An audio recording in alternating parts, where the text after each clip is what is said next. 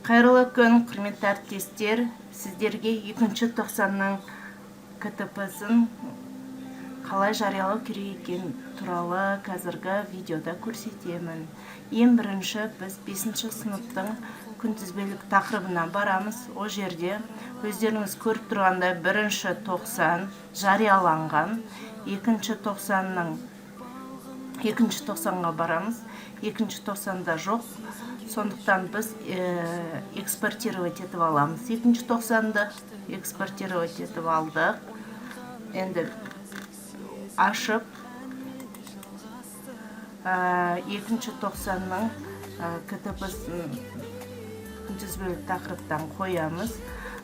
Мен оны алдын ала жасап қойдым. Уақытты алып отырмас үшін әр 90-ға бөлінген. 2-ші 90, 5-ші Д сыныбы. Күнтізбелік өзімнің күнтізбелік тақырыбымнан күндерді қойдым. Қойып шығып, о жерде бір күн 18-ші желтоқсан күні алынып тасталған мерекенің орнына ол күнге 2-ші тақырып 19-ма 2-ші тақырып қылып қосып 393-ші бұйрықты 31-ші тамыз күні биылғы жылы шығарылған мереке күндеріне байланысты осы бұйрықты қойдым. Енді мен бұны қазір қалай импортировать етемін.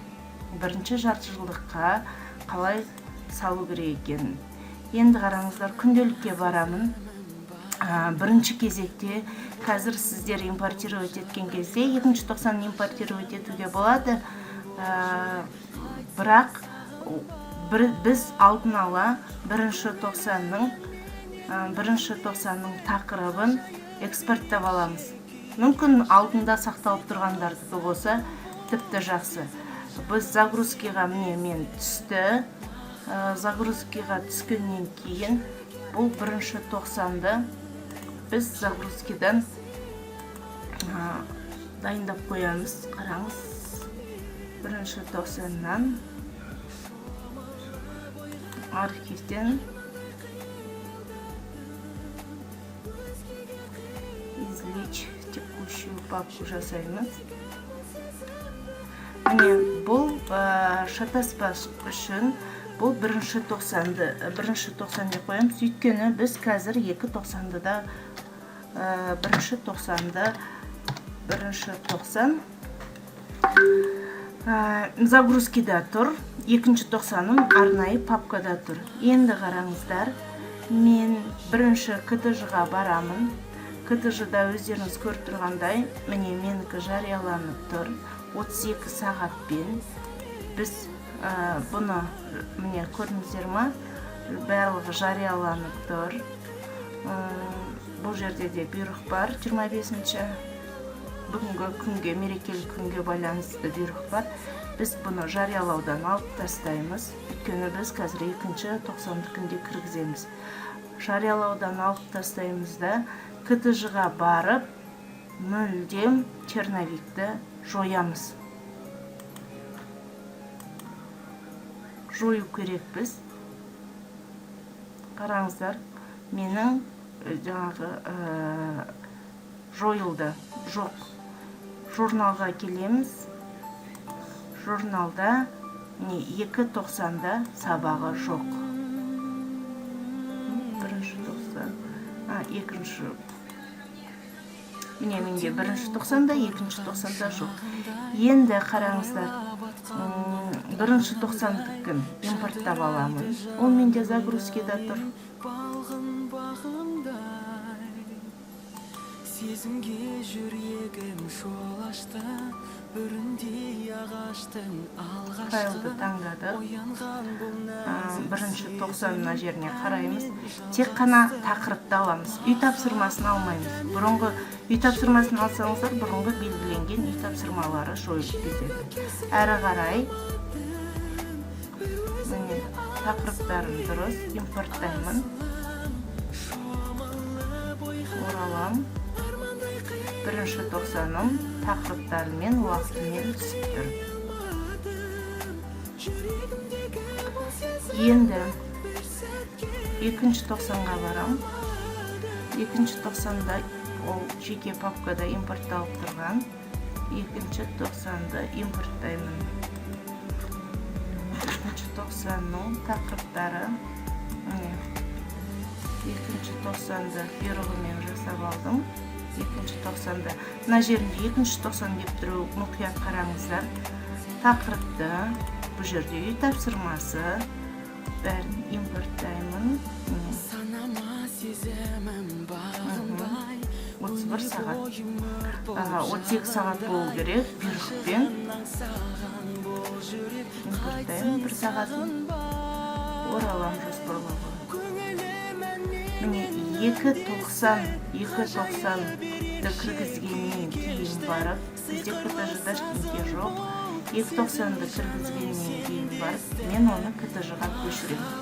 22-23 пән қазақ тілі мен әдебиеті.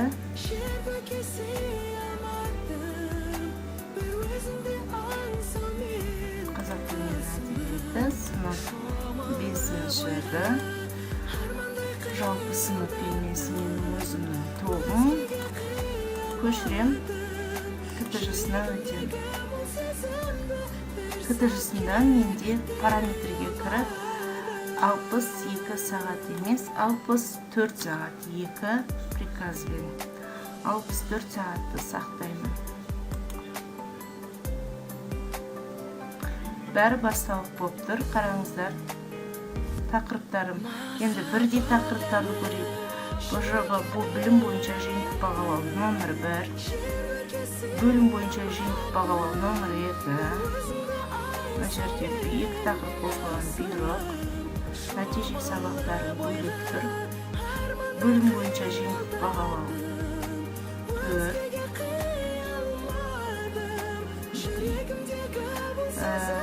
90 жиынтық бағалау 2. Бөлім бойынша жиынтық бағалау 3. Міне 4. Бірінші жарты жылдыққа 4 жиынтық бағалау 2 90-дық бағалауым бар. 62 сағат 2 бұйрық 64 сағат болды. Жариялаймын, үлестіремін. Мына жерде толық жыл бола берсін. 3-4 90-ды импортировать еткенде де дәл солай жасаймыз. Әрі қарай. Күнбе күн бәрі тура келді. Әрі қарай. Үлестіремін.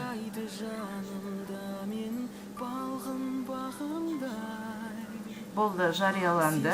Міне, біріккен бөлек тақырыптар әрқайсысы бөлек күн ретінен кестеге сай тура келіп тұр. Енді күнделікке кіріп, күнтізбелігімді қараймын. 1-ші 90, 2-ші 90 бәрі жүктелген. Тағы да тексеремін, күнделікке кіремін, есептерге кіріп,